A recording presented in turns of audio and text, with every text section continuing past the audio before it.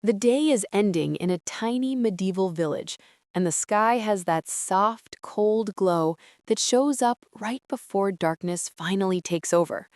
The sun isn't really setting. It's more like it's giving up for the day.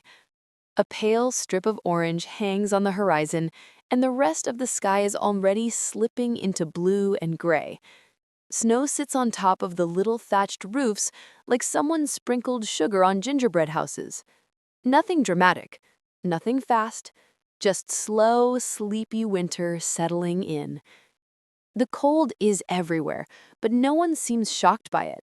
Medieval peasants lived through winters so often and so rough that the cold became part of the background, kind of like a roommate you didn't choose, the type who never pays rent but is always there. The sort of cold that sneaks into your bones and stays there for, well, months. Even still, the village has a certain calm to it. There's no traffic, no phones buzzing, no loud city anything. The loudest thing you might hear is a donkey letting out a confused hee-haw, or someone chopping the last bit of firewood before total darkness. If you stood in the middle of this small village, you'd see thin trails of smoke rising from every cottage chimney. That means people inside are taking their places around the hearth, the center of everything. Imagine life before Netflix, before LED heaters, before heated blankets. Fire was the main character. Everything in the room pointed toward it. The stools, the sleeping spots, people's hopes and dreams. Okay, maybe not dreams, but definitely their hands and toes. Snow starts falling again. Tiny flakes drifting down slowly, almost politely, and the village just accepts it. Winters were always long here, not weeks, but months of cold, gray, and more cold. But there's a strange comfort in the routine. Peasants knew winter wasn't here to attack them personally, it was just doing winter's job. They had their own jobs too: survive, keep warm, eat whatever they saved, and complain just enough to feel better. A couple of villagers walk home from the fields that look more like white blankets now. They don't hurry much. Their wool clothes are thick and scratchy, and the cold air stings their noses, but they've been through this every year since they were small. One of them carries a little bundle of sticks, tonight's fire starter. Another has a pot wrapped in cloth to keep it from freezing on the way home. Inside might be leftover pottage, some kind of stew made of whatever was still around. If you weren't rich, you ate the same things so often it probably visited you in your dreams. Inside the houses, things feel much warmer. Not hot, but cozy in a medieval way. Picture a room that smells like firewood, straw, sheep, and the stew from lunch. Honestly, the smell isn't winning any fancy awards, but it's comforting. A few chickens might be inside too, clucking softly because they like the warmth as much as people do. Medieval peasants weren't picky about sharing space if it meant surviving the night. The little fire crackles, sending shadows dancing across the uneven walls. Children sit close, rubbing their hands together. An older woman sits near the fire too, probably spinning wool or mending a sock with holes big enough to qualify as windows.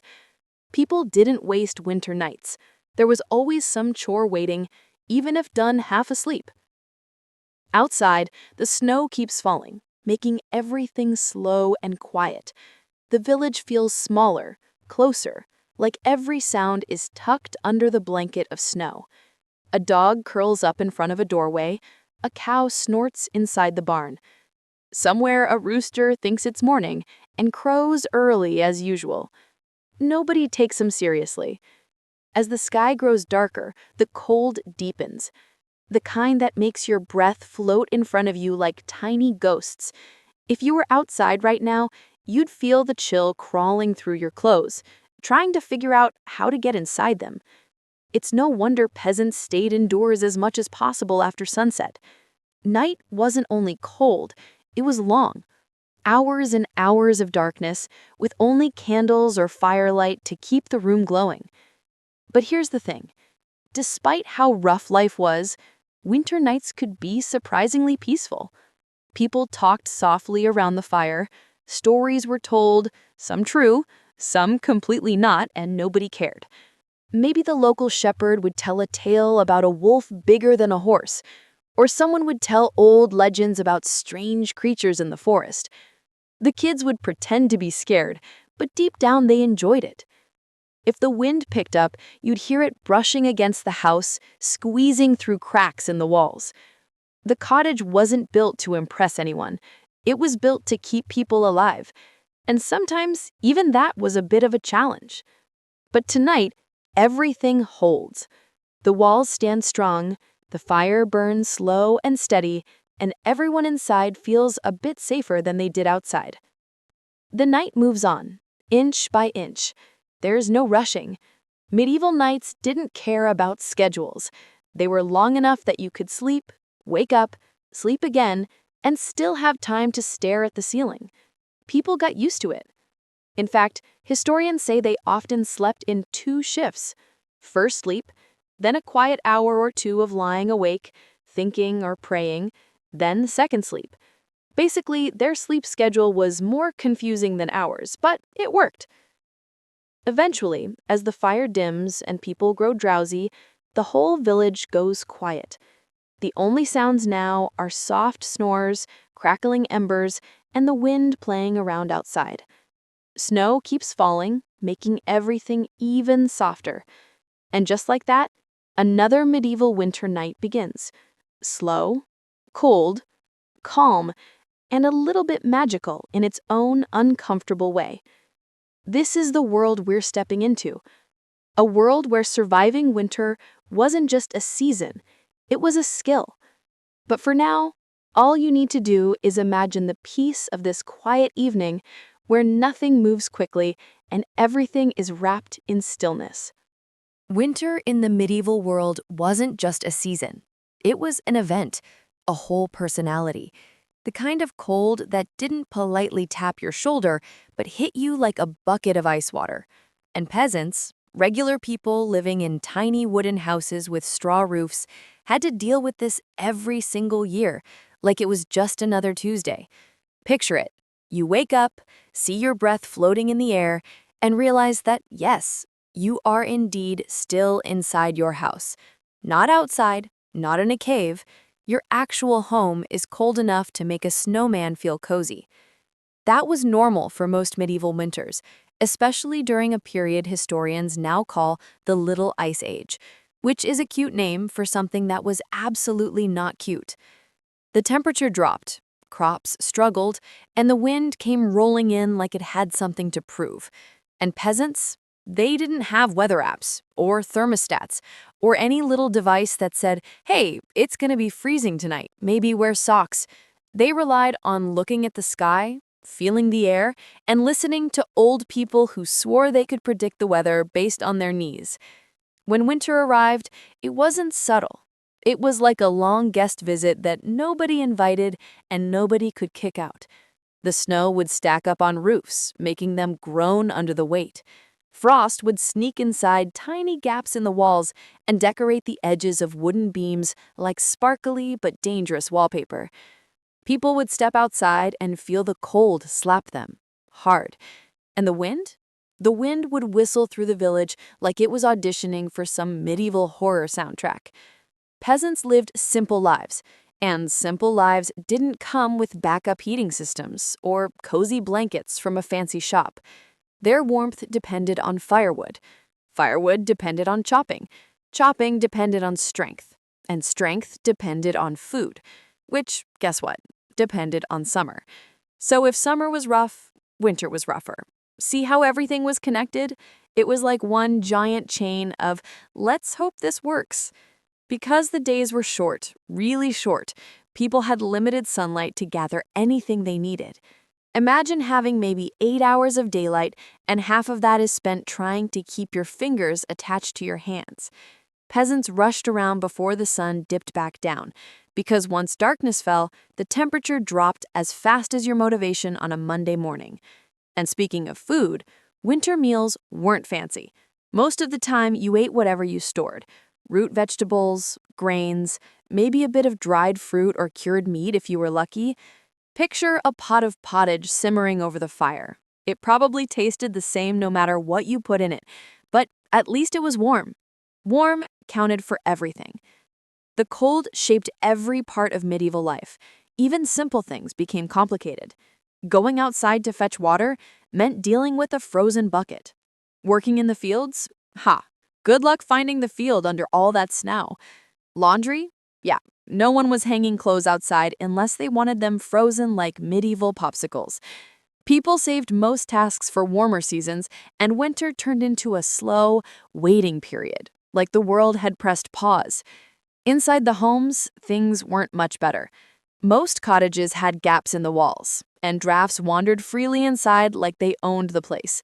People stuffed straw, cloth, old wool, even mud into cracks just to convince the wind to leave them alone. Sometimes it worked, sometimes the wind politely ignored their effort and came in anyway. The harsh winter wasn't just cold, it was expensive too. Firewood was precious. If you burned it too quickly, you'd freeze later. If you were too stingy with it, you'd freeze now.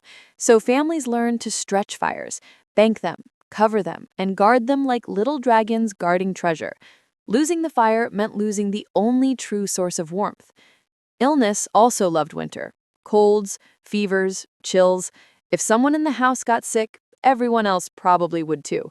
There was no medicine store to run to, no antibiotics, just hot drinks, herbs, prayers, and hoping your immune system had some bravery left. Winter could turn a small cough into a big problem. So families looked out for each other, checking everyone's warmth, making sure no one was quietly getting too cold to stay healthy. And yet, even with all that, peasants found ways to deal with it. They layered their clothes. Not stylish layering, just whatever they had. A tunic, then another tunic, then a cloak, then maybe someone's old cloak. Fashion wasn't the point. Survival was. And sometimes people stuffed straw in boots or under clothes for extra insulation.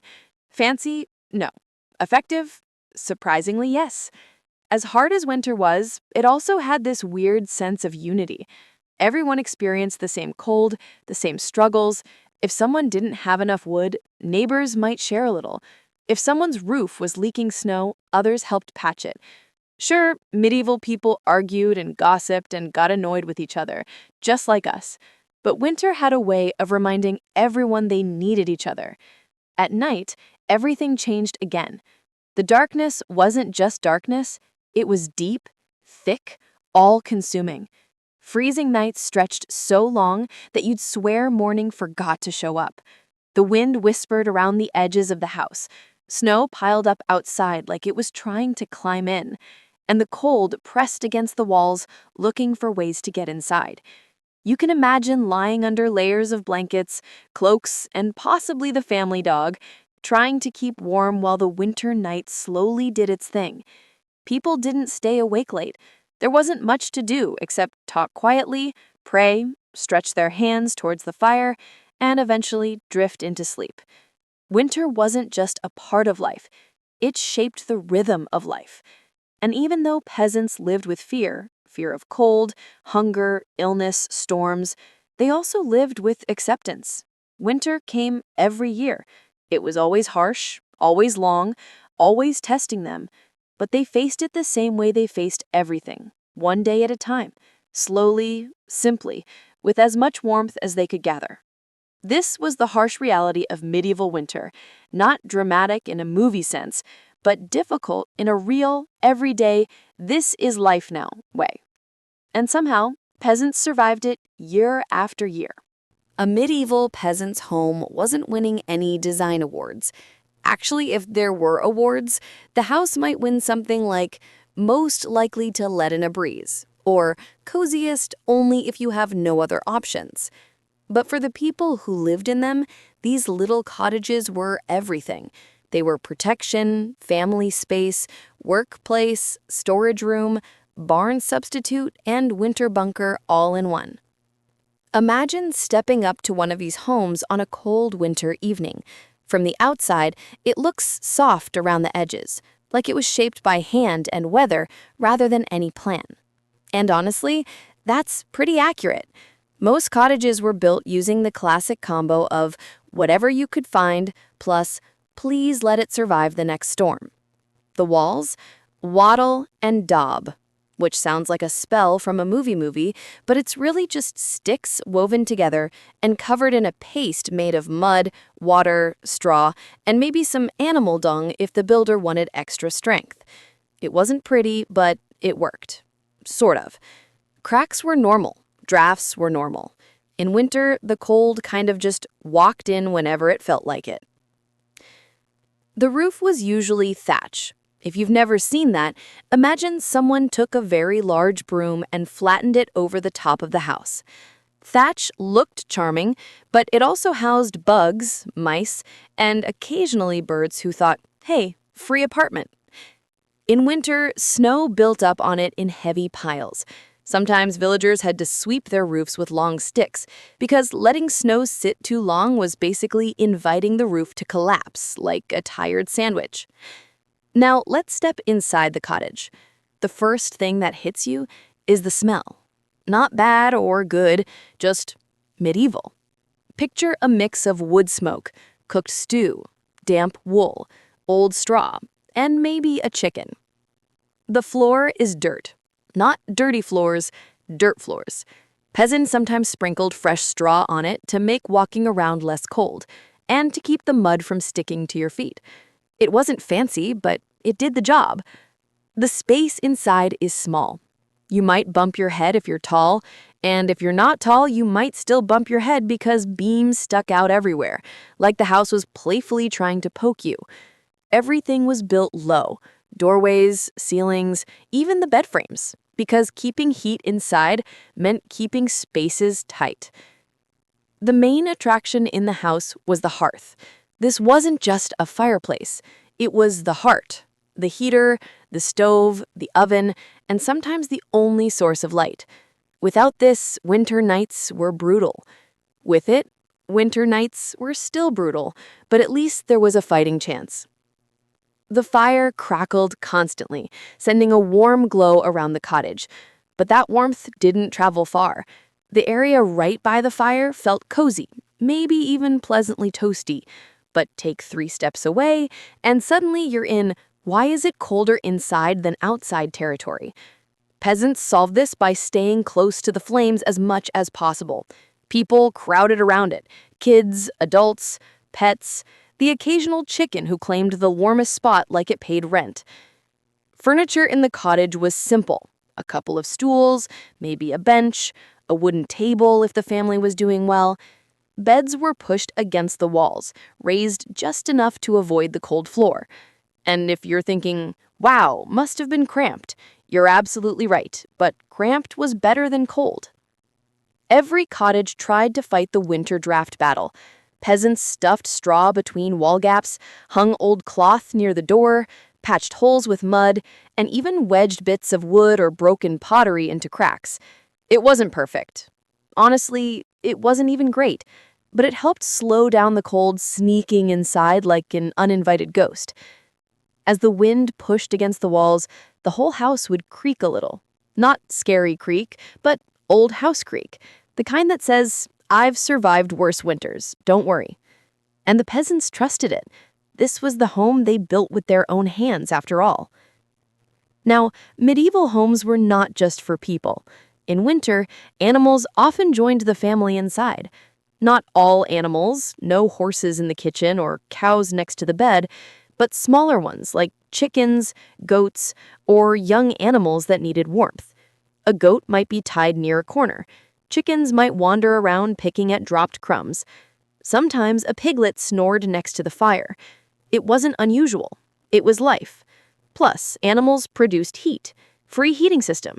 No subscription required. Light inside came mostly from the fire.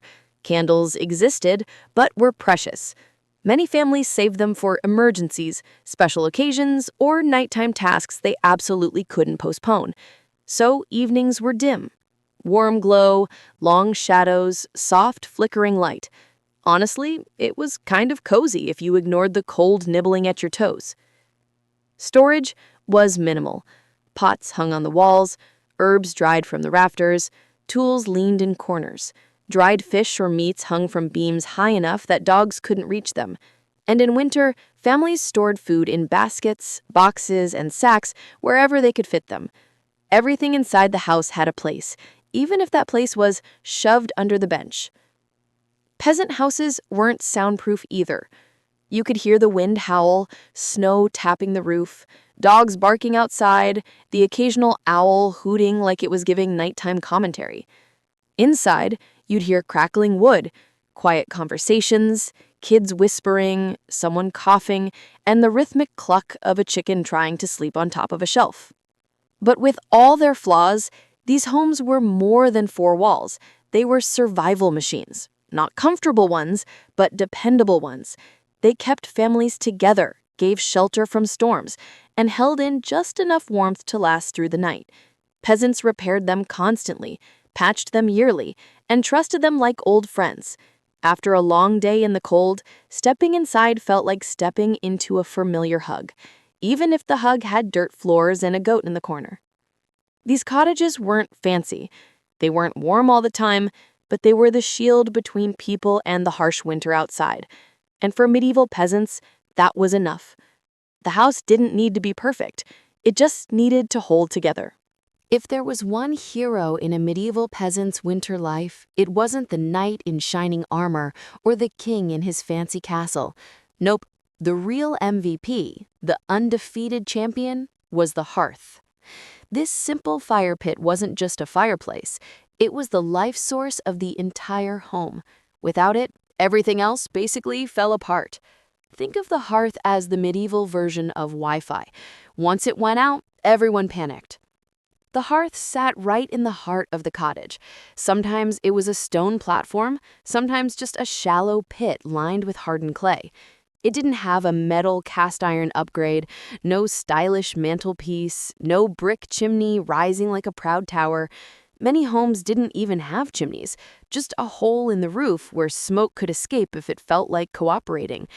Sometimes it didn't, and the whole house filled with smoke until everyone's eyes watered like they were chopping onions. But hey, a smoky, warm house was still better than a clear, icy one. Every winter day basically revolved around the hearth. The fire had to be started early, really early, usually before sunrise. Someone, usually the woman of the house or the oldest person awake, would shuffle over to the ashes from the previous night and check for leftover embers. If there were still glowing bits, victory! They could coax it back to life with a little breath, a little straw, and a lot of patience. If not, someone had to grab flint and steel and start from scratch, which wasn't exactly the medieval version of click and done. It was more like tap, scrape, spark, mutter under breath, try again. Once the fire was going, the hearth became the warmest and busiest spot in the entire cottage. People gathered around it the way modern people gather around chargers at the airport. Kids sat so close their cheeks turned red. Adults held out their hands, slowly turning them like human rotisserie chickens. Even the cat, dog, goat, or whatever animal was inside the house claimed a little patch near the fire, sometimes refusing to move even when someone politely nudged it with their foot. The hearth wasn't just for heat, it was the kitchen too. Every meal started here. A pot hung above the flames or sat on glowing coals, bubbling with pottage. If meat was available, it might be roasted on a spit. Bread dough was buried under hot ashes to bake. The fire added flavor to everything, whether people wanted it or not. A bit of smoke seasoning was pretty standard. Food cooked slowly. Everything cooked slowly, really. No fast heating, no quick boil, no instant noodles. People stirred pots with long wooden spoons while chatting, singing, or telling stories. Kids watched the steam rise like it was magic. The smell of stew mixed with smoke filled the entire cottage, settling into everyone's clothes, hair, and probably their dreams. But the hearth had a second job: light. Winter nights were long, and once the sun disappeared at what felt like 4 p.m., the cottage faded into darkness. Candles were expensive, so the fire's glow was the main light source. You could work near it, talk near it, patch clothes near it, but wander too far and suddenly you couldn't see your hand in front of your face. The fire literally kept the darkness back. During storms, when the wind howled like a hungry wolf and snow slapped against the walls outside, the hearth felt even more important. It made the house feel like a tiny, safe island in a sea of winter. The flames danced, crackling softly. Shadows moved around the room. People huddled close, grateful for every bit of heat. But fire wasn't just a comfort, it was a responsibility. If it burned too fast, the family would run out of wood. If it burned too low, the house turned into a freezer. And starting a new fire in the middle of the night? No thanks.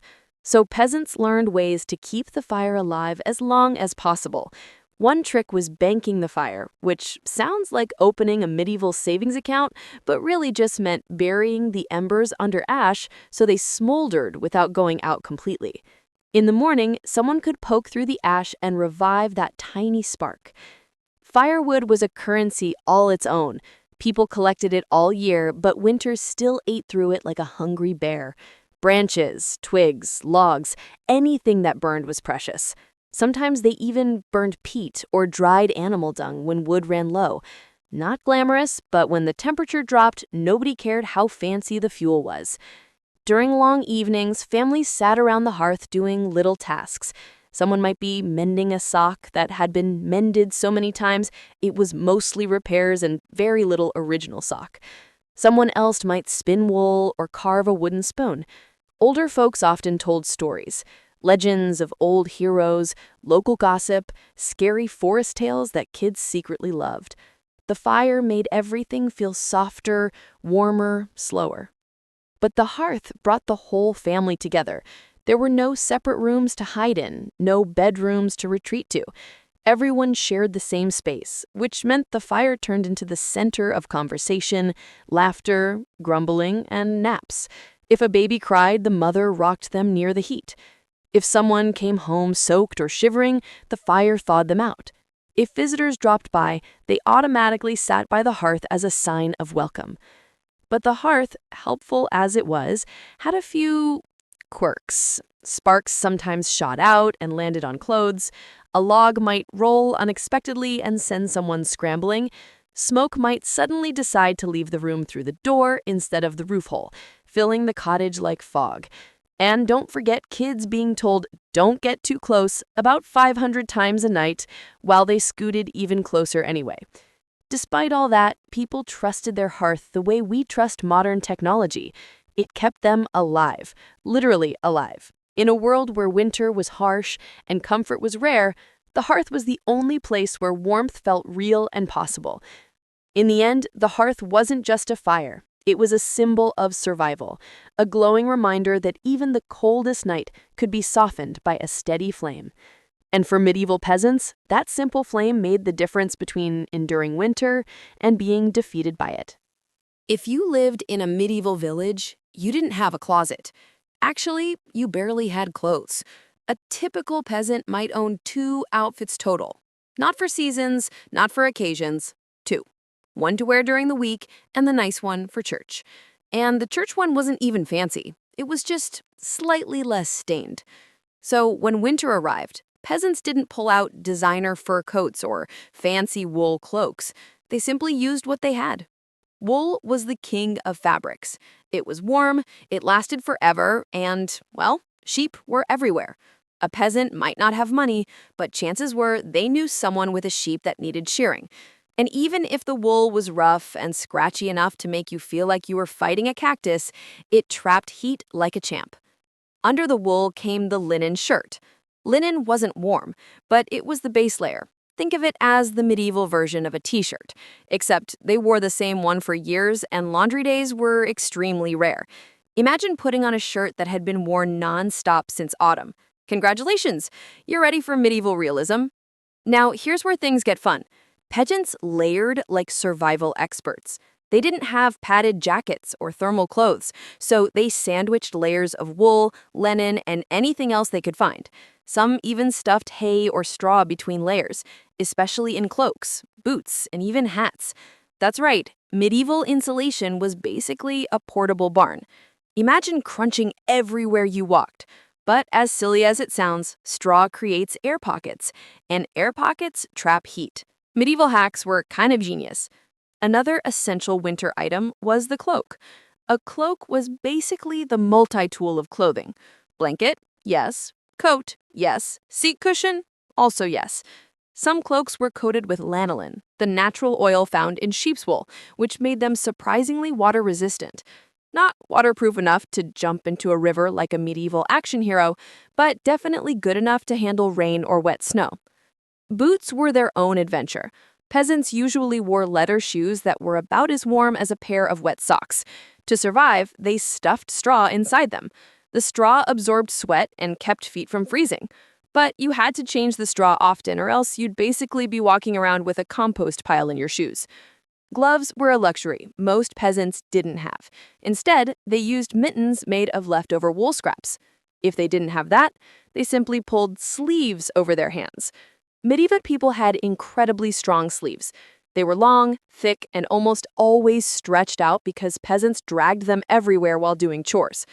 And hats, well, hats were a must. Not for style, but because medieval houses were cold enough to turn your dreams into icicles. People wore hats even in bed. You know those images of people sleeping with little floppy caps? That wasn't fashion. That was survival. If you slept without a hat, you might wake up with your hair frozen to the wall. And yes, that happened. Women had their own winter tricks. They often wore multiple layers of woolen skirts. It wasn't just clothing, it was basically portable heating. The air trapped between skirt layers worked like insulation, and when sitting near the fire, the skirts trapped rising warm air like a cozy little heat tent. Smart, right? Children weren't spared from the cold either. They wore hand-me-down everything. Clothes patched to the point where the patches had patches. If the kids were tiny, parents wrapped them in spare cloths or old pieces of cloak until they resembled tiny medieval burritos. Now, let's talk about fur. Peasants didn't walk around in luxurious fur coats like medieval nobles, but they sometimes used rabbit fur or sheep pelts. Not styled, not fancy, just raw, sometimes smelly, but incredibly warm. A rabbit pelt sewn into the lining of a cloak could be the difference between a warm night and frostbite. But the real secret to warmth? Belts. Lots of belts. A belt pulled layers closer to the body, keeping all that trapped heat from escaping. Plus, belts held tools, pouches, knives, spare string, a bit of bread, and sometimes another belt. Medieval peasants loved a good belt. Another trick was wearing everything slightly damp with lanolin. The natural oil helped repel rain and snow. So, while nobles strutted around in fur-lined outfits, peasants relied on oil-soaked wool. Not glamorous, but it got the job done. Let's not forget how much heat peasants generated by moving constantly. Working from sunrise to sunset meant your clothes became your personal sauna. After hauling wood, tending animals, collecting water, and shoveling snow, you'd warm up no matter what you were wearing. It was like a medieval workout plan. No gym membership required. And finally, the biggest trick of all, sharing heat. When the cold became unbearable, families slept close together, often under the same blanket or cloak. Kids, parents, even grandparents. Everyone was packed together like medieval sardines. Was it crowded? Absolutely. Was it warm? Also absolutely. So layering wasn't just clothing. It was creativity, survival, teamwork, and sometimes barn materials. Peasants didn't always look stylish, but they were warm, and that mattered way more when temperatures dropped and nights stretched endlessly long. Picture a medieval house. Now, take away insulation, proper windows, doors that seal shut, and pretty much every modern comfort. What you're left with is a drafty wooden box with holes that let in wind, rain, and the occasional mouse. So the fire mattered more than anything else. The hearth sat right in the center of the home, not on the side, not in the kitchen, in the middle. So the heat had a fighting chance at reaching every corner before disappearing into the icy air. The fire also acted like a medieval flashlight.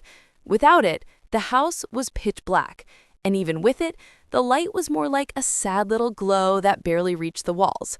But hey, it was something. Keeping that fire alive wasn't easy. Wood was precious in winter. Peasants didn't throw big logs into the fire like in movies. Most of the time, they used tiny bits: twigs, branches, dried sticks, hedge cuttings, anything that burned and didn't belong to someone else. And trust me, wood stealing was a fast way to start drama with the neighbors. During daylight hours, families gathered whatever fuel they could. Children helped too, dragging branches bigger than their whole bodies. If they were lucky, they also collected peat, basically mud bricks dug from marshes. Peat burned slowly and smelled, let's just say, interesting. Like a swamp in a campfire had a child. Some families dried animal dung for fuel. Yes, poop power. Before you judge, it actually burned really well, didn't cost a thing, and kept people alive. So, medieval peasants, eco-friendly pioneers. Once the fire was lit, the real challenge began: keeping it alive all night long. Fires weren't just for warmth, they were a lifeline. If your fire died in the middle of the night, restarting it was a nightmare. No matches, no lighters, just flint, steel, and a whole lot of patience. And if the weather was wet, good luck. You'd be there for an hour striking sparks like you were auditioning for a medieval rock show. So, families did everything they could to avoid letting the fire die. They banked the fire before bed, pushing ash over the embers so they smoldered slowly till morning. Think of it like tucking the fire into bed so it didn't wander off and leave you freezing. But here's where things get interesting. Sleeping near the fire was both a blessing and a curse. If you slept too far, you froze. If you slept too close, well, you crisped. People actually burned clothes, hair, even blankets from rolling too close in their sleep. Nothing like waking up to the smell of your own cloak slowly roasting. And then there was the smoke. Medieval houses didn't have chimneys at first. Yes, you read that right. All that smoke just filled the room. It hung in the air, clung to the walls, and turned everything dark and sooty. Peasants spent their evenings coughing, blinking through the haze, and smelling like smoked ham for the rest of their lives. On the bright side, the smoke helped kill insects and preserved the wooden beams so they didn't rot. So, free fumigation. Families usually gathered around the fire to eat dinner. A pot hung over the flames, full of stew that had probably been simmering for days. They tossed in whatever they had: barley, onions, maybe a bone if they felt fancy. The warmth from the pot helped heat the room, and everyone took turns warming their hands to keep frostbite away. Nights were especially tough. Parents tucked children closer to the hearth. They even brought animals indoors. Chickens, goats, and sometimes the family pig slept near the fire too. Not because peasants loved animals like pets, but because animals produced heat. A pig can warm a small room surprisingly well. Medieval life, where farm animals were basically portable radiators. And fire safety? Not really a thing. Houses burned down all the time. One spark on a straw roof, and poof, there goes your entire life. Winter fires were both your best friend and your worst enemy. You needed them to live, but they could destroy everything you owned in minutes. It was like living with a tiny dragon you had to feed constantly, but never upset. The fire also acted like a medieval night guard. Shadows from the flames danced on the walls, creating weird shapes that looked like spirits or animals. Kids fell asleep listening to the crackling sound, the pops of burning twigs, and the gentle snoring of their parents. And probably the pig. But the fire wasn't just physical warmth. It was emotional warmth. The hearth was the place where families talked, whispered stories, fixed tools, mended clothes, and tried to forget how cold it was outside. It was the social hub, the entertainment system, and the heating unit all in one. And when dawn finally came, someone, usually the mother, checked the embers. If they still glowed, she'd blow gently, add a few sticks, and bring the fire roaring back to life. If the embers were dead, the whole house groaned. Time to strike sparks and start again. Nobody wanted that. Keeping a medieval fire alive was an art, a smoky, messy, sometimes dangerous art that kept families from freezing during long winter nights. But without it, they wouldn't have survived at all. First, let's get one thing clear. Medieval peasants didn't sleep in fluffy beds or warm mattresses. They slept on straw. Not golden princess-level straw, more like scratchy, dusty, pokey straw that made you feel like you were lying on a crunchy forest floor. But it was warm, and that mattered more than comfort. Before bed, families did a few little rituals to survive the night. One of the most important was stirring the mattress. That's right, they fluffed their straw. Because over the day, the straw got flat, dirty, and sometimes damp. Sleeping on flat straw meant losing precious warmth. So each night they reached in, mixed it around, pulled out anything weird. Trust me, you don't want to think too hard about what weird includes, and made a fresh, fluffy pile. After that came blanket prep. Peasants didn't own thick blankets like we do now. A medieval blanket was a wool sheet, rough, heavy, and always smelling a bit like sheep. Some families had only one blanket for everyone. If your family had a spare cloak or an old animal pelt, lucky you. That counted as an extra layer. But the real secret of staying warm was sleeping together. And not just the parents with the kids. Everyone slept close. People, pets, sometimes even a visiting neighbor if their fire died. You weren't just sharing a bed, you were sharing survival heat. Medieval winter nights were basically giant family cuddle sessions, minus the romance and plus the smell. Speaking of smell, bodies weren't exactly fresh. Bathing was rare in winter. Water was ice cold, heating it took forever, and nobody wanted to die from pneumonia just to smell nice. So yes, the medieval bed smell was strong. But hey, warmth over perfume. Now, before sleeping, peasants always checked the fire. This was the last, most important ritual of the night. Someone would push ashes over the embers to keep them glowing slowly till morning. If they messed that up, the fire could die. And waking up without fire in winter was like waking up in a freezer wearing a wet shirt. So, no pressure, just your entire survival depending on your ash scooping skills. Once the fire was settled, families moved closer to the hearth. They didn't spread out across the room. Oh no, everyone clustered right where the heat reached. If you slept on the far side of the house, your spirit would leave your body by midnight. The kids usually got the warmest spots. Parents put them closest to the fire, both for warmth and to keep an eye on them. Babies often slept wrapped tightly in cloth, turned into tiny burritos of warmth. A lot of infants slept in cradle boxes filled with warm coals underneath. Yes, actual coals. But don't worry, there was a thick layer of clay or stone to prevent a fiery baby disaster. Then the adults arranged themselves around the children. And here's a fun detail. Peasants rarely slept through the night. They had first sleep and second sleep. During the chilly gap in between, they woke up, poked the fire, talked quietly, prayed, or just stared into the flames, thinking about life, stress, or how cold their toes were. Now let's talk about night clothes. Medieval peasants slept wearing almost everything they owned. It wasn't because they loved sleeping in full outfits. It was because taking off clothes meant losing heat. Their underlinen, their wool tunic, sometimes even their cloak, all stayed on. And yes, everyone slept wearing a hat. No hat meant waking up with frostbitten ears or frozen hair stuck to the wall. So if someone absolutely had to get out of bed during the night, maybe to check an animal or fix the fire, it was a mini adventure. Walking across a medieval room barefoot in winter felt like stepping on ice blocks and broken dreams. So most people avoided getting up unless something was on fire, something escaped, or something was making a suspicious noise that sounded like a demon but was probably just the pig. Animals, by the way, were part of the nightly warmth routine. Chickens slept in corners, goats slept near the door, and pigs slept right next to the family like giant fleshy heaters. If a pig liked you, congratulations. You had the warmest sleeping spot in the house.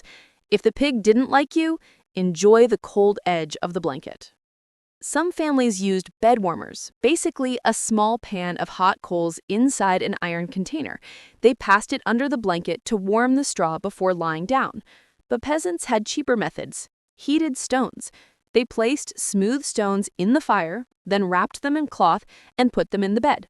Simple, safe-ish, and effective. unless the stone was too hot and burned right through the bedding. And once everyone settled in, the noise began. Not peaceful snoring, more like a full orchestra. Snoring, coughing from smoke, the fire crackling, the wind rattling the roof, goats mumbling in their sleep, and kids whispering because kids have always whispered when they're supposed to sleep. Still, despite the noise, the smell, and the cold, this was the safest place in the medieval world. The fire glowed softly, bodies shared warmth, the house held tight against the wind, and for a few hours, peasants rested, ready to survive another freezing winter day. First things first, winter food was not exciting. It wasn't cozy, creamy, or Instagram-worthy. Most of the time, it was brown, mushy, plain, and tasted like defeat. But it kept people alive, and that made it precious. The main winter meal was pottage, aka medieval survival soup. Peasants ate it morning, afternoon, and night. If pottage had a theme song, it would be, "We're doing our best." It was a big pot hanging over the fire, filled with whatever the family could spare. Barley, onions, beans, cabbage, herbs, leftover bits of yesterday's pottage, and sometimes a bone that had been boiled so many times it was basically sad calcium water. But the magic of pottage was that it never ended. Families kept the pot going for days, even weeks. They just kept adding more water and more ingredients. It was like a medieval infinity stew. No two bowls ever tasted the same. Sometimes good, sometimes terrible. Always warm. Bread was another key winter food, but let's be honest, this wasn't soft, fluffy bakery bread. Peasant bread was dark, heavy, and so hard you could defend your house with it. If you dropped it on your foot, you'd need a doctor you couldn't afford. But dipped in hot pottage, perfectly edible. Mostly. Grain porridge was also a favorite. Oats, barley, rye, they all got boiled into thick, warm mush that filled your belly and made you feel like maybe winter wouldn't kill you after all. Kids loved it because it was easy to eat. Adults loved it because it required zero effort. Now, meat, well, meat was a winter miracle. Peasants didn't eat much of it. Animals were too valuable alive. Chickens laid eggs. Cows gave milk. Goats gave attitude and milk. But sometimes a family would butcher a pig before winter, and nothing went to waste. Nothing. They salted the pork, dried it, smoked it, stuffed it, boiled it, and preserved every scrap. Medieval peasants looked at a pig and saw 10 different meals and 4 different ingredients. Salted pork was the winter favorite. It was tough, salty, and sometimes so dry you needed to soak it for hours. But it was protein, and that was gold in the cold. Vegetables were mostly root vegetables, things that didn't die instantly in winter. Turnips, carrots, onions, parsnips, all the veggies no kid today wants to eat. But medieval kids, they were thrilled. Winter vegetables meant survival. And if you were really, really lucky, you had honey. Not for fun, no one wasted honey in winter. It was medicine, energy, and comfort. If someone was sick or freezing, a spoonful of honey was like medieval hot chocolate. Now, here is where peasants got creative. Winter drinks. No, not wine and hot cocoa. Forget that. Most peasants drink ale, a weak, homemade drink that had just enough alcohol to kill bad germs, but not enough to make you dance on a table. It was safer than water, warmed the body, and helped people sleep through freezing nights. Even kids drink it. Don't worry, it was barely stronger than modern kombucha. Milk was rare in winter because cows produced less. Eggs were fewer too, but families saved these for the sick or elderly, not for fun breakfast treats. At night, the last meal was usually simple: a bowl of warm pottage, maybe some bread, maybe a few heated vegetables. The goal wasn't to feast, it was to fuel the body so it had enough warmth to survive till morning. The timing of this meal mattered too. Peasants weren't eating at 10 p.m. They ate early, just after sunset. Once dark came, nobody wanted to move around the house. Too cold, too risky, too much chance of stepping on a chicken in the dark. So they gathered around the fire, ate slowly, warmed their hands on the bowl, and filled their stomachs just enough to face the icy night. Food wasn't just physical warmth. In winter, it was emotional warmth. Stew bubbling over the fire meant hope. Bread meant stability. Salted pork meant you'd planned ahead. The smell of cooking, even if it wasn't gourmet, filled the house with a sense of safety. But winter also reminded peasants how fragile life was. If food ran low, if the crops from last year didn't last, if someone got sick and ate less, survival became a question mark. Families rationed carefully. Mothers often ate less so children could have more. People traded, borrowed, shared, and hoped. Still, medieval peasants were incredibly resourceful. They knew how to stretch ingredients, preserve food, improvise, and make warmth from the simplest meals. They turned basic, boring ingredients into fuel that carried them through weeks of deep, biting cold. And every night, after the last spoonful of stew was eaten and the pot was left to simmer gently till morning, there was a quiet moment around the hearth. A sense of, we made it through another day. First things first, medieval beds were not normal beds. Forget the idea of soft mattresses or fluffy pillows. A peasant bed was usually a wooden frame stuffed with hay, straw, or anything that added height and warmth. If you were lucky, the frame had ropes tied across it to support your body. If you weren't lucky, the frame was just a wooden box full of hay. And you slept in it like a warm chicken. Sometimes the mattress was just a sack of straw called a palliasse. Imagine sleeping on a giant rice bag that pokes you every time you breathe. That was normal. Now, straw wasn't chosen because it was comfortable. It was chosen because it trapped heat. The little air pockets inside each stalk created a layer of insulation. Basically, medieval people invented the world's first eco-friendly memory foam, except the only memory it held was which part of your back hurt the most. But straw had problems. Over time, it got flat, dirty, smelly, and home to guests.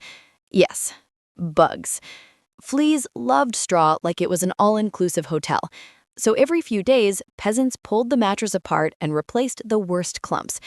This late-night straw fluffing ritual was essential. If you didn't do it, you'd freeze or itch your way through the night. Now let's talk about blankets. Peasants didn't have layers of beautiful quilts. They had woolen sheets, heavy cloaks, and if they were lucky, an animal skin thrown on top. A sheepskin blanket was considered luxury. A fur blanket? That was royalty-level stuff. Most families shared 1 or 2 blankets between everyone. This meant everyone slept close. And I mean close. The family bed was one giant pile of humans, pets, blankets, hay, and probably someone's elbow in someone else's face. It wasn't romantic, it wasn't cozy, it was survival teamwork. And then there were bed warmers. Wealthy families had pans filled with hot coals cradled in metal balls to warm the sheets. Peasants had rocks, warm rocks. They heated stones in the fire, wrapped them in cloth, and placed them in the bed. If the stone was too hot, congratulations, you burned a hole in your mattress and maybe your leg. Kids didn't always get beds. They often slept on a mat near the fire, wrapped in whatever cloth the family had. Babies slept in cradle boxes padded with wool or rags. Some cradle boxes even had tiny spaces under them for warm coals. Imagine a medieval baby on a tiny heated bed. Seems cute. Also, seems slightly dangerous. Another big part of staying warm at night was the sleeping position. Medieval peasants didn't stretch out like modern sleepers. They curled up tight, knees tucked, arms wrapped around themselves. The medieval sleeping curl wasn't for comfort. It was to reduce heat loss. 2 parents often slept facing each other, forming a warm pocket between them called the hollow. Kids slept tucked into that space like little heat batteries. And of course, everyone slept with a hat on. A wool cap kept your ears warm and your brain from freezing. Without it, you'd wake up feeling like someone shoved ice cubes into your skull. Let's not forget the animals. Chickens slept in corners, cats curled at the foot of the bed, dogs slept against the door for warmth and protection. And pigs, oh yes, pigs slept indoors through winter. A pig could heat a small room better than a fire. If you slept next to the pig, you had VIP winter seating. But the biggest enemy of the medieval bedtime wasn't the cold, it was the draft. Medieval houses leaked air like a broken tent. Wind slipped through the walls, the roof, the door, even the floorboards. So families blocked holes with rags, straw, old clothing, or anything they could shove in. Some hung thick curtains around the bed to trap heat. Others slept inside wooden box beds, actual beds with doors. You climbed in, closed the shutters, and slept in your own tiny heat cave. Now, was it claustrophobic? Definitely. Did it work? Absolutely. Those box beds stayed so warm that people sometimes slept in them fully clothed and still woke up sweating. Meanwhile, the outside of the bed felt like the Himalayas. And then there was the nighttime smell. Between people, animals, smoke, sweat, damp straw, and wet wool, let's just say it wasn't exactly lavender scented. But in winter, nobody cared. If it smelled bad, that meant it was warm. Cold had no smell. And finally, there was the emotional side of bedtime. Nights were quiet, still, and sometimes scary. Wolves howled outside, the wind shook the walls, the fire crackled in the dark. Families whispered stories to distract the kids from the cold and the fear. They sang lullabies, told tales of saints and spirits, and comforted each other. In those tiny beds of straw and wool, medieval peasants found their only moment of peace in a harsh world. And even though it wasn't soft or luxurious or comfortable, those beds kept them alive night after night. Let's start with the well. Most villages had one central well. In summer, you'd walk up, drop a bucket, pull it up, and drink. Easy. In winter, not so much. The water could freeze over completely, forming a solid ice cap that made you wonder if the well had become a frozen tomb. Peasants had to chip the ice away, losing wooden or metal tools, hoping the bucket didn't break in the process. Even after breaking the ice, the water itself was freezing. You had to lower the bucket carefully, grab it with mittens or bare hands, and haul it back without spilling. And the walk? Ugh, slippery. Medieval streets weren't paved. They were muddy in summer and icy rinks in winter. A single misstep could send your bucket and your dignity sliding across the village square. When wells froze completely, peasants had to improvise. They melted snow over the hearth to get drinkable water, but even that was a chore. Snow contains dirt and sometimes extras, like leaves, twigs, or bird footprints. So families filtered snow through cloth, boiled it if possible, and hoped no one got sick. Boiling water also meant extra firewood consumption, which was already precious. It was a delicate balance. Warmth versus hydration. Then there was the river. In some villages, rivers froze over, creating natural skating rinks. But skating was a luxury. Peasants needed water for cooking, washing, and livestock. Chopping through ice to reach the water was exhausting. The water at the bottom was often icy cold, and dip into a bucket meant numb hands in seconds. Gloves helped if you had gloves. Most people didn't. Even animals needed water, and this created extra problems. Chickens, pigs, cows, and goats couldn't survive on ice alone. Buckets had to be filled, carried, and carefully placed near the animals without spilling. Frozen water troughs were common, which meant peasants were constantly checking and refilling them. Sometimes they used heated stones to thaw water. Yes, the same method as for beds. Heated rocks were a real lifesaver. Cooking water was another struggle. Stews, pottage, and porridge required lots of water.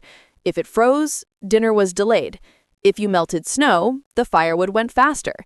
If you tried scraping ice from the well in the dark, let's just say someone probably yelled. A lot. Bathing? That was basically suspended from December to March. Water was freezing, heating it took forever, and outdoor privies became torture zones.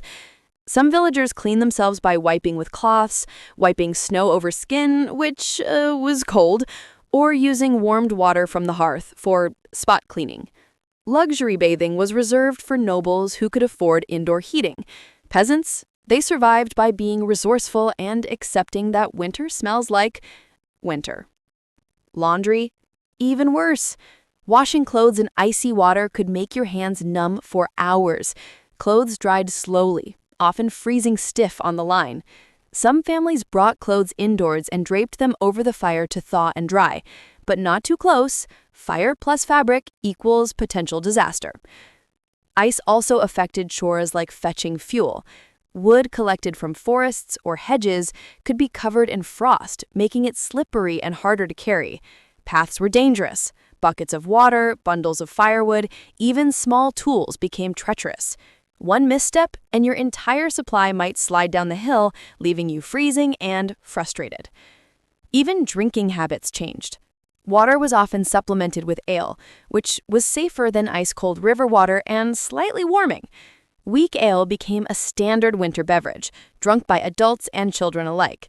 It wasn't strong, just enough to make staying hydrated easier and prevent people from drinking potentially contaminated water. And despite all these challenges, peasants managed to keep up. They scheduled water trips during daylight, kept extra water near the hearth, and improvised tools to chip ice efficiently. Winter made life slow, difficult, and sometimes ridiculous. But humans adapt. Medieval peasants were experts at this. They understood the dangers, accepted the hardships, and survived. In short, winter didn't just freeze the ground. It froze daily routines, turning even fetching water into an epic survival quest. And surviving it required patience, planning, and sometimes sheer stubbornness. But for the medieval peasant, staying hydrated was non-negotiable. No water, no warmth, no survival. In medieval villages, animals were more than companions. They were survival machines. Chickens gave eggs, cows gave milk, goats gave milk and attitude, pigs gave meat, and sheep gave wool. Losing an animal in winter wasn't just sad, it could mean the difference between eating and starving. In this segment, we'll explore the strategies peasants used to keep their livestock alive during the coldest months, often with clever and sometimes slightly hilarious methods. First, let's talk shelter. Most medieval barns weren't heated. Nope, they were more like big wooden boxes with holes that let air and snow in. But peasants knew that even small adjustments could make a huge difference. Straw was their go-to tool. Just like in their beds, straw trapped heat. They lined barn floors with thick layers of straw, and sometimes built small partitions to create cozy corners where animals could huddle together. This created a microclimate, warm enough to prevent freezing, but still drafty enough to avoid suffocation. Some families took it a step further. Chickens might sleep inside the main house, or a small attached shed. Goats and young pigs sometimes joined the humans as well. This might sound gross today, but the heat animals produced was invaluable. A sleeping pig could warm an entire corner of the house. A chicken on a bench could act like a feathery radiator. Sharing warmth wasn't optional, it was survival. Next came feeding strategies. Winter meant no fresh grass, no juicy leaves, no foraging. Peasants had to plan ahead. They stored hay, grains, and root vegetables in barns or cellars to feed animals. Pigs, for example, were fed leftovers, grains, and sometimes boiled potatoes or turnips. Chickens got kitchen scraps and a few grains. Feeding wasn't just about nutrition, it was about energy. Animals burned calories just to stay alive in the cold, and without extra food, frostbite or death was common. Water was another critical challenge. Wells and rivers froze, and animals still needed to drink. Peasants often used warmed water brought from the hearth. They melted snow or ice in pans and carried it to the barn, sometimes over long, icy paths. Carrying water without spilling it while freezing wasn't easy. One slip could mean a thirsty goat and wet frozen shoes for the peasant. Animals were also grouped strategically. Smaller animals like chickens were kept together to share warmth. Larger animals like cows were placed near walls or corners where wind drafts were weakest. Sometimes animals were moved closer to human dwellings, especially newborns or sick ones. If a calf was born in winter, it might sleep near the kitchen hearth in a makeshift pen. The warmth increased survival chances dramatically. Medical care, if you could call it that, was primitive. Cold could exacerbate injuries, frostbite could set in, and illnesses spread easily in tight spaces. Peasants used herbal remedies, warm water soaks, and extra feeding to nurse animals back to health. And of course, prevention was better than cure. More bedding, more food, more warmth. Now, a funny thing happened in some villages. Animals became informal roommates. A pig might snore loudly near the hearth, a goat might sneak into a bed, and chickens would cluck around the fire like tiny, judgmental guests. For humans, it wasn't luxury, it was practical. A warm animal body reduced the need to feed the fire constantly, conserving wood and energy. Winter also dictated which animals were prioritized. Young, pregnant, or sick animals got the most care. Healthy adults that were more resilient sometimes had to fend for themselves a little more. Harsh winters forced peasants to make tough choices, sometimes sacrificing one animal to save the rest. Finally, let's remember the social aspect. Animal care in winter was often a family event. Children helped carry straw, fetch water, and feed smaller animals. Adults worked together to stack hay, check barns, and adjust shelters. It was exhausting, repetitive, and sometimes frustrating, but it was a shared survival task. Families lived and worked alongside animals in winter, creating a bond that was practical, emotional, and necessary. In the end, keeping animals alive during the cold months was a constant battle. It required ingenuity, patience, and stubbornness. But without animals, peasants couldn't survive. They provided food, warmth, clothing, and even income. Every warm animal was another reason to hope that winter wouldn't defeat the family entirely. First, let's talk about the fields. Most farming work was done in warmer months, but winter wasn't completely idle. Some fields had leftover crops, like turnips or cabbage, which needed harvesting before the ground froze completely. Frozen hands and stiff soil made digging slow, painful, and messy. Peasants often used simple wooden or iron tools to pull vegetables out, sometimes hitting frozen clumps with sticks or hammers. It was back-breaking work, but essential. Leftover food meant survival through the coldest nights. For livestock care, work never stopped.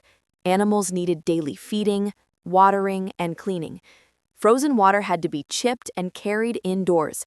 Hay and straw had to be collected, chopped, and distributed. Floors in barns were swept or replenished to keep animals from freezing to the ground. Tasks were repetitive, exhausting, and sometimes downright dangerous.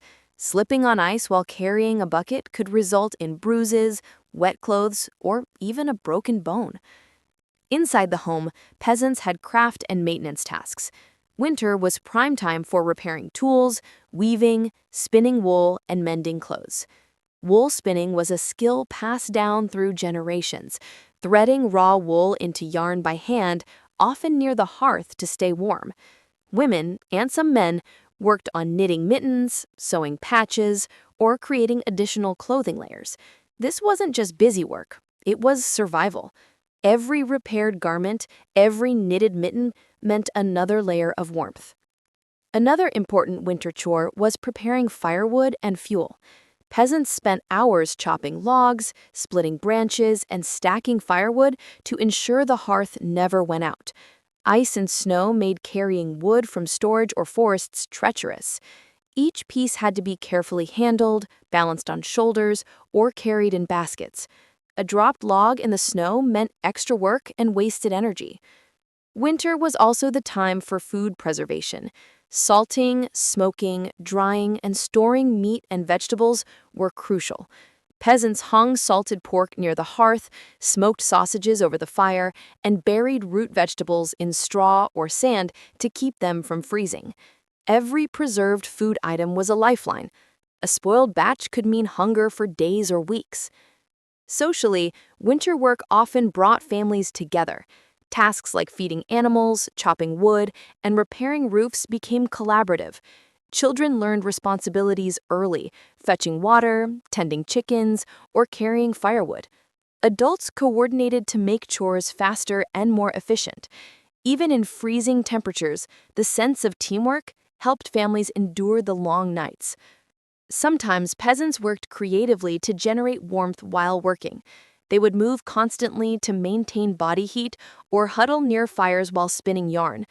Indoor tasks were carefully arranged so that heat from the hearth reached as many people as possible. Work and warmth became intertwined in ways modern people rarely consider. Winter work also had a rhythm. Daylight was precious. Long evenings by the hearth were spent repairing, spinning, and planning. The day started with lighting the hearth, feeding animals, and then moving to outside work before the sun disappeared. Nightfall didn't mean rest. It meant indoor tasks, storytelling, and preparation for the next day. Even leisure was practical. Games, singing, and storytelling weren't just for fun. They kept morale high. Singing while spinning wool or telling tales by the fire helped combat boredom, fatigue, and despair. Medieval peasants knew that mental warmth was as important as physical warmth during harsh winters. In summary, winter work wasn't about relaxation. It was a complex mix of survival, maintenance, and family coordination. Every action, whether feeding animals, chopping wood, or spinning wool, was a step toward making it through the season alive, warm enough, and fed. It was tiring, repetitive, and relentless, but essential. The cold tested strength, skill, and patience. Those who worked efficiently survived. Those who didn't, well, winter had a way of showing consequences. First off, let's talk about storytelling. Medieval peasants didn't have TVs, phones, or YouTube to pass the time. Instead, stories were their entertainment, education, and psychological warmth. Parents told tales to children about saints, heroes, mythical creatures, and sometimes just absurd village gossip. These stories were often exaggerated, like the time old Farmer Tom claimed he wrestled a wolf with one hand while holding a bucket in the other. True? Probably not. Fun to hear while huddled near the hearth? Absolutely. Music was another key pastime. Not everyone had an instrument, but if someone owned a flute, drum, or small stringed instrument, it quickly became the centerpiece of the evening. Villagers sang along, clapped, or even danced indoors if there was enough space. Dancing in woolen layers with frozen toes might sound painful, and it was, but it was also invigorating. The music chased away the boredom and the cold. Some families had board or dice games. Yes, medieval peasants played games, though simpler than today's modern versions. Stones, sticks, and homemade pieces stood in for dice and game tokens. These games weren't just fun, they were mental workouts, teaching strategy, patience, and sometimes negotiation skills. Winning meant bragging rights for the night, losing meant sitting closer to the fire and trying again tomorrow. Crafts and hobbies were essential too. Spinning wool, knitting, weaving, and sewing weren't just chores. They doubled as entertainment. Children often learned to spin yarn while listening to stories. Adults experimented with new patterns or stitched patches into worn clothing. Even mundane work could become a quiet, meditative pastime when paired with warmth from the hearth and chatter from family. Animals also played a role in winter entertainment. Chickens chased each other around corners. Dogs yipped and barked. Goats occasionally escaped indoors, creating chaos that was somehow both infuriating and amusing. Peasants might even play small games involving animals, like coaxing chickens into pens or teasing a goat away from stolen food. It was survival, yes, but also laughter. Winter nights often encouraged social visits. Families might invite neighbors for a meal, storytelling, or a few games by the fire. Villages were tightly knit. Survival depended on cooperation. And visiting friends or neighbors was practical as well as entertaining. Sharing food, warmth, and news helped morale and built trust. Religious rituals were also part of winter entertainment. Even peasants attended church services during long nights, participated in prayers, or sang hymns. Faith provided comfort against the harshness of the cold, the long nights, and the uncertainty of survival. Hymns weren't just spiritual, they were communal, social, and occasionally lively, offering a break from monotony. Of course, some entertainment was downright odd by modern standards. People played with shadows from the fire, made up stories about the shapes, or whispered ghost tales to spook each other. Children were particularly prone to exaggerating ghosts, witches, or imaginary animals, making the cold night a stage for imagination. And let's not forget fire watching. Yes, literally watching the fire. It was mesmerizing, hypnotic, and oddly comforting. Peasants would poke embers, adjust logs, and stare at flames while chatting or reflecting. This activity might seem boring today, but it kept the house warm, soothed the mind, and provided a rhythm to the long winter nights. Winter hobbies weren't just about passing time. They were survival tools. Mental stimulation, social interaction, creativity, and laughter all contributed to enduring harsh months. The human spirit is surprisingly resilient, and medieval peasants mastered the art of keeping themselves sane and entertained when the cold threatened to overwhelm them.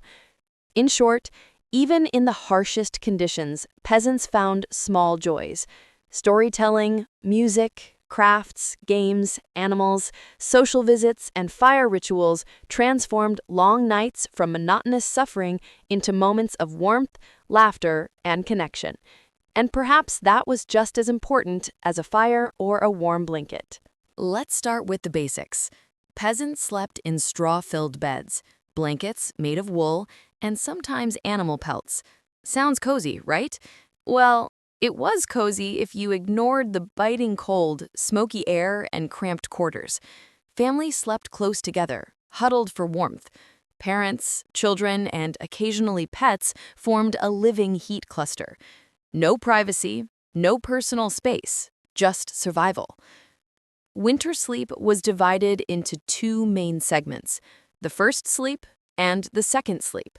People went to bed shortly after sunset, around 7 or 8 p.m., and slept for a few hours.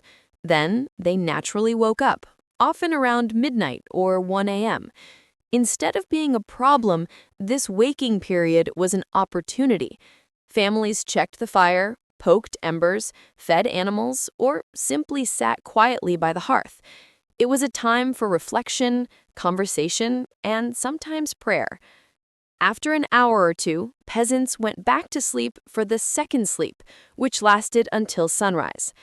This pattern sounds unusual to modern ears, but it was natural in a world without artificial light.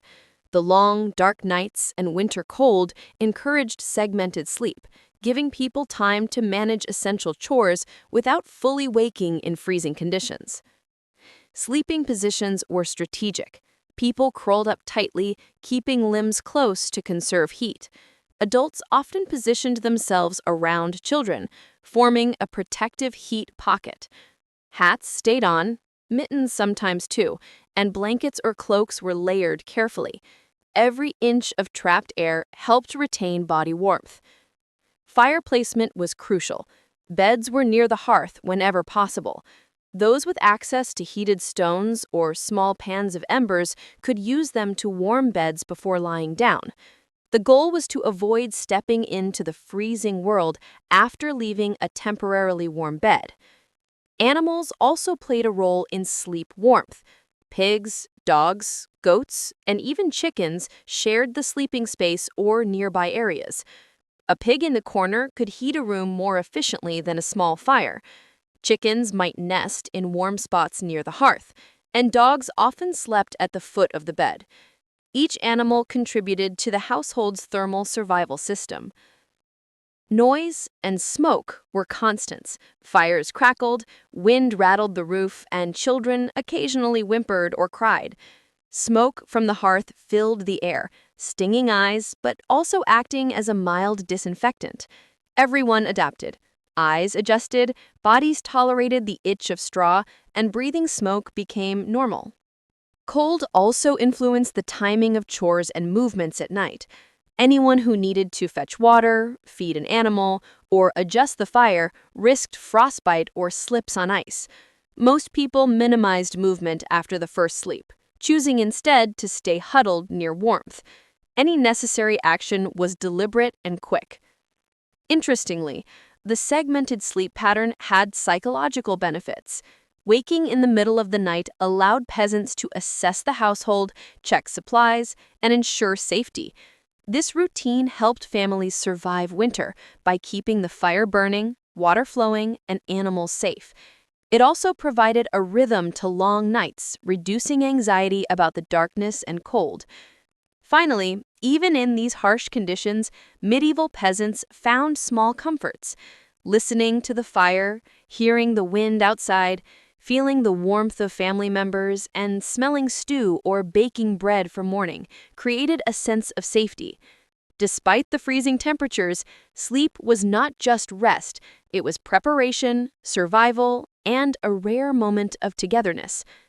In summary, winter sleep for peasants was segmented, strategic, and survival-focused. It balanced warmth, chores, and vigilance, while also providing small pockets of rest and mental relief. In the freezing darkness, sleep became both a physical necessity and a delicate art. First, let's talk preparation. Surviving winter wasn't about improvising in the moment. It was about preparing months in advance. During autumn, families harvested root vegetables, salted or smoked meat, collected firewood, and stored straw for bedding. They planned meals and rationed supplies.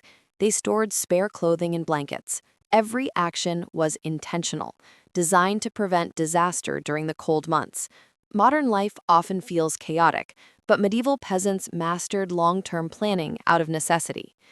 Next, resourcefulness. Peasants had to make the most of everything. Scraps of food became stew. Animal dung and wet wood became fuel. Stones warmed beds. Even smoke had a purpose, killing pests and preserving wood. Nothing was wasted. Survival depended on seeing potential in everything around you and making it work. A medieval peasant could turn almost anything into warmth, food, or shelter. Community and cooperation were equally essential. Neighbors helped each other with firewood, food, and animal care. Families shared tips, stories, and sometimes a warm corner near the hearth. Survival wasn't a solo venture. It was collective. Villagers depended on one another to get through the harshest nights. Friendship and trust weren't optional. They were survival tools.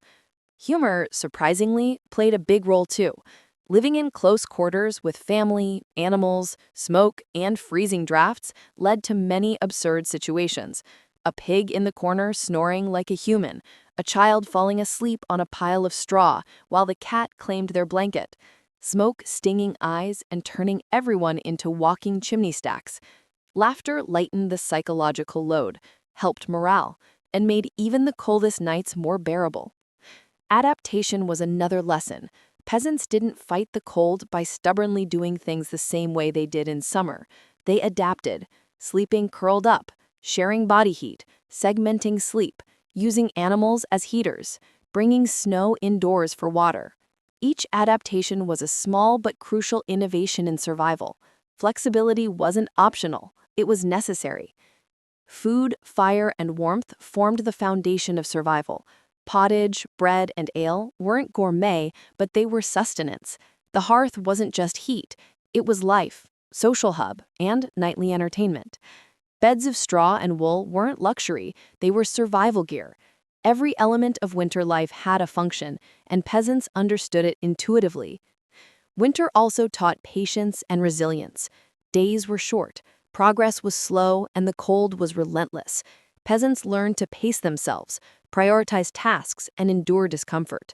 Strength wasn't just physical, it was mental. Surviving the season required steady effort, consistent routines, and calm acceptance of what couldn't be controlled. Finally, medieval winters remind us of the value of gratitude. A warm hearth, a full belly, a bed of straw, a healthy animal, or even the companionship of neighbors, these were treasures. In a world without modern conveniences, the smallest comforts meant everything. Survival wasn't just about avoiding death. It was about appreciating warmth, sustenance, and human connection in a world that offered little else. So, what can we learn from medieval peasants? Preparation, resourcefulness, community, humor, adaptation, patience, and gratitude. They survived some of the coldest nights humans had ever faced, with nothing but simple tools, clever tricks, and a strong will. Their methods might seem strange to us, but they were effective and sometimes brilliant. In the end, medieval winter survival wasn't about luxury, comfort, or ease. It was about making the most of what you had, protecting the people and animals you loved, and finding small joys and laughter even when the frost tried to take everything away. And that's a lesson worth remembering, even if we never have to sleep on straw again.